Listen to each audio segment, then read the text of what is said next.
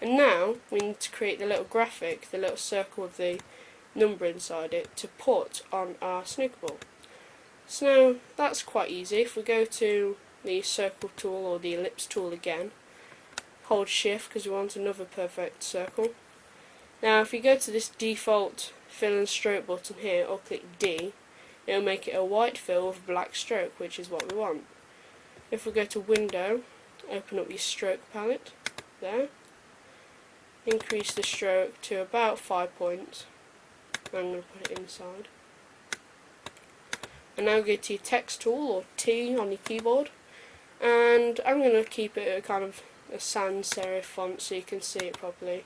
Myriad Pro. I'm going to put in, what number shall I do? I'll do 5.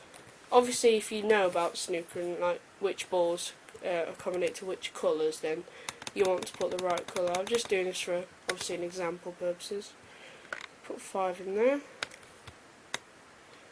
Now a good thing to do is, because if you exchange this Illustrator file to a computer that doesn't have the font that you're using, for example, I've added a font called Lightning Volt there. For example, if you were to put this on a different computer that didn't have this Lightning Volt font stored into it, then you won't be able to access it. It'll just go straight to Myriad Pro. But if we go to type, create outlines, it'll create little anchor points that you can manipulate, and that's no longer editable text, it's just a shape. So if you go to a different computer, you'll still be able to see it. It won't default to Myriad Pro. Obviously it doesn't matter on mine because I've gone to Myriad Pro anyway. Now if we go to window, align again, and just align horizontal and vertical center, we can now group this. Control G or Command G on the Mac, or Object Group. Now for the ability to stick this or map this to the snooker ball, what we'll need to do is convert it into a symbol. So that's easier. That's incredibly easy to do. So if you go to Window, Symbols, or Shift Control F1, no sorry F11, or Shift Command F11 if you're on a Mac. Just drag this graphic into here. I'm going to name this ball underscore graphic, and change the type to a graphic, and flash registration doesn't really matter. Click OK, and you see it is now turned into a symbol. We can delete this because we don't need it on our artboard. Now if I want to edit the effect that I've put on here to add this ball graphic, I'm going to if I go to Effect 3D Revolve, it will apply that effect again.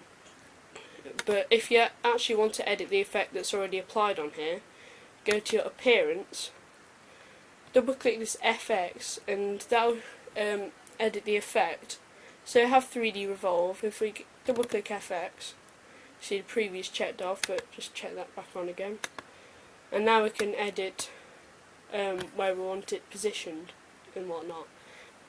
Click this button right here that says Map Art, and you see we get this little wireframe. Now what I'm going to do is actually put this to this rotation here, and you see we get this wireframe. It says surface here, and there's only one surface on this sphere, which is the outside.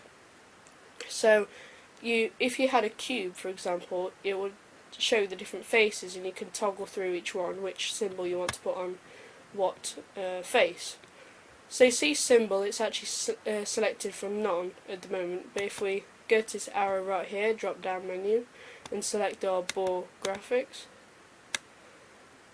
and the white space here will be the space that's visible at the moment, and the black space is the bit that you can't see, and obviously as you rotate that will change.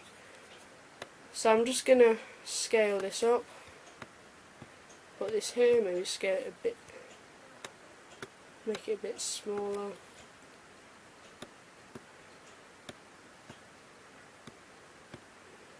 And there we go, we have this nice, I'm going to actually make this a bit smaller still.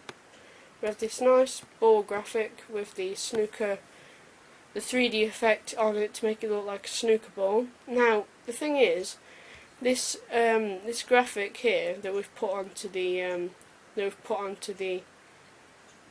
sphere, it still looks a bit 2D because it's not got any lighting effects on it. But if we go to shade artwork, and it says slower because if you have a slow machine, then you might not want to do it because it might crash, or for example, because it takes a lot of your RAM that's going on there. But you see here, look, the light is conforming to this graphic as well as just the sphere, so it looks a bit more 3D. Check OK, and we can move this about. We can then, what we can do is, if we hold Alt or Option on the Mac and drag a duplicate copy of this, change the fill to say a green colour, swatches, change it to a green, then let's bring out this symbol, go to break link, and that will make it into a normal shape instead of just a symbol. Go to text tool again, and we can put, for example, the number 7. That might be green, I'm not too sure, I'm not a snooker fan, as it were.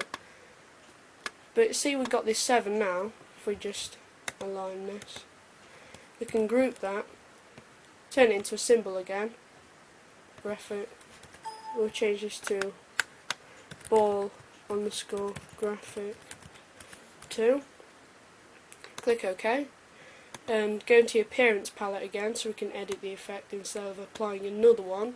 Go to Window, Appearance, or Shift F6, double click the FX icon, check the preview on, go to Map Art. Now change this from being the 5 graphic to the 7 graphic, and you can place that wherever you want, just like normal. It's also got the shade artwork selection still active, so it looks more 3D. And there you go, you can make an entire set of these snooker balls, and you've learned a bit about symbols and how to make a sphere, and I hope you've enjoyed this tutorial. I'll be doing a lot more Illustrator tutorials throughout the Christmas period and as normal, but till then, I'll see you guys later.